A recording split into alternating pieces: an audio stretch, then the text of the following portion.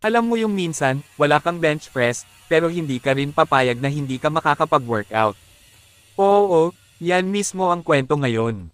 Welcome sa vlog kung saan ang bench press ko, hindi bakal, hindi gym equipment, kung hindi dalawang alkansya box, Gaga Fit style, walang dahilan, puro diskarte.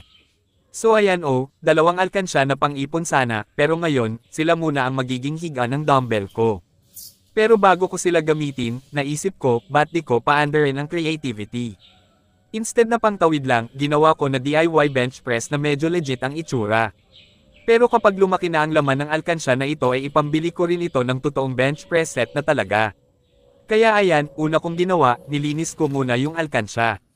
Tapos nilagyan ko ng wood stain para medyo mukhang tunay na kahoy na pang furniture vibe. Hindi na ako nagtipid sa details, tinulayan ko ng pantay, pina-absorb ko ng maayos. After nun, syempre varnish time.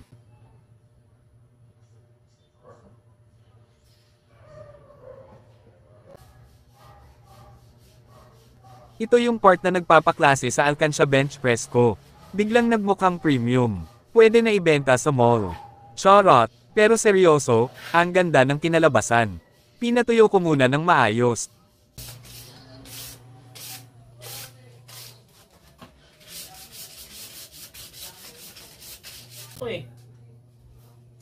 Pero kahapon nagpahinga lang ako.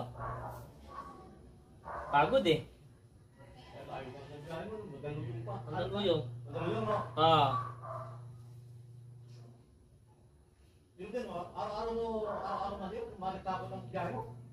At habang natutuyo, iniisip ko, grade, ito na siguro ang pinaka-creative na nagawa ko para lang makapagbuhat.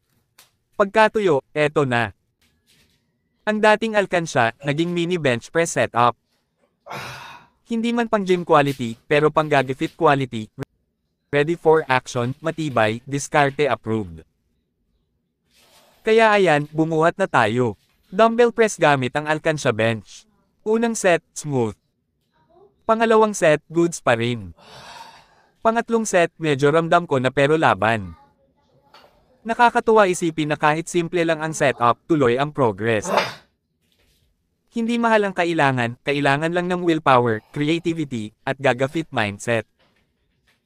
Kung gusto mong gumalaw, kahit anong meron sa bahay, gagana yan. So kung ikaw nanonood ngayon, tandaan mo, hindi hadlang ang kakulangan ng gamit sa pag-aalaga ng katawan.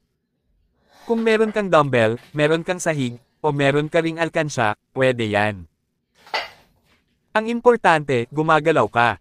This is your boy, rocking the Gaga Fit lifestyle. Creativity, consistency, no excuses.